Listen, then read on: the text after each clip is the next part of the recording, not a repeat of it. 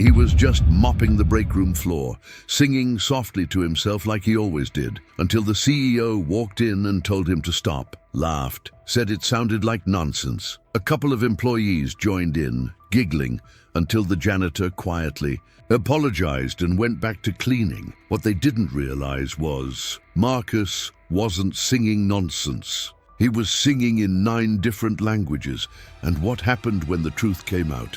Let's just say, no one in that office looked at him the same way again. Let me know in the comments where you're watching from. I love seeing all the different cities show up down there. Marcus was never the kind of guy who wanted attention.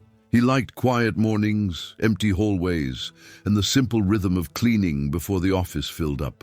For 7 years, he'd worked at the same tech firm in downtown Chicago, always early, always polite, always in the background. Most people didn't even know his name. They just called him Sir when they needed paper towels refilled, or they didn't call him anything at all. He had a routine: put on his gray uniform, grab his cart, and hum songs under his breath as he worked. No music, no earbuds, just memory. Songs from places far from Chicago. Tunes that helped him pass the time and forget the silence that waited for him at home. That morning, it was quiet like usual. Marcus was in the staff kitchen, singing softly as he wiped the counters. The melody drifted through the air, unfamiliar but beautiful. He didn't hear the door open. He didn't see Daniel, the CEO, walk in mid-text on his phone, but Daniel. You heard him, and after a few seconds he looked up and said, "Hey man, what is that? Sounds like some kind of made-up language." Marcus stopped immediately, embarrassed. "Sorry, just an old habit." Daniel laughed, not cruelly, just dismissively. "Nah, it's cool. Just didn't expect to hear that in here." A few others in the room chuckled. One of them pulled out their phone and whispered, "What even is that language?" Another added, "Sounds kinda African or something." Marcus didn't answer. He just smiled and walked out. But Daniel couldn't shake the song. It stuck in his head through meetings, calls, everything. A few days later, he heard Marcus again. A different tune, different language. Then again the next week, one in Spanish. Then one in something he swore was Russian, and every time it sounded too perfect to be random. That's when he finally stopped Marcus again.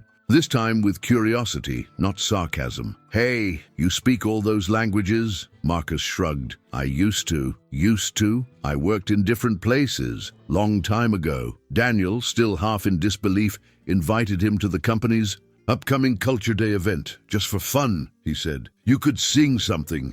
Show people what you've got." Marcus didn't want to, but a young intern overheard and encouraged him. "You'd kill it. People would love it." So, reluctantly, he agreed. The day of the event, the staff gathered in the main lounge. Most expected free snacks and light banter. No one expected Marcus. And definitely not what he did next. He sang 9 songs in 9 languages, from Zulu to Mandarin, from Arabic to Portuguese. And it wasn't just the words, it was the emotion, the pronunciation, the heart. The room fell completely silent. Some had tears in their eyes. Others looked around, unsure how they'd never seen this side of him. Even Daniel just stood there, frozen. After the last song, someone asked, "Where did you learn all that?" Marcus took a breath and told them years ago he'd worked with humanitarian teams across the globe, helping teach language through music to children in refugee camps. He was a vocal coach, a translator, and a cultural bridge until a mission in Syria went wrong. He lost his wife and young daughter in an attack. He came back to the States, broken, couldn't talk about it, couldn't sing for years. Eventually took a janitor job just to survive. But the songs, he said, they never left me. No one in that room laughed again. Daniel came up to him later, not just to apologize, but to offer him a new role, cultural advisor, language, outreach. Whatever he wanted to build, Marcus didn't say yes right away. But a week later, he did. Only this time, when he walked through the halls, people knew his name.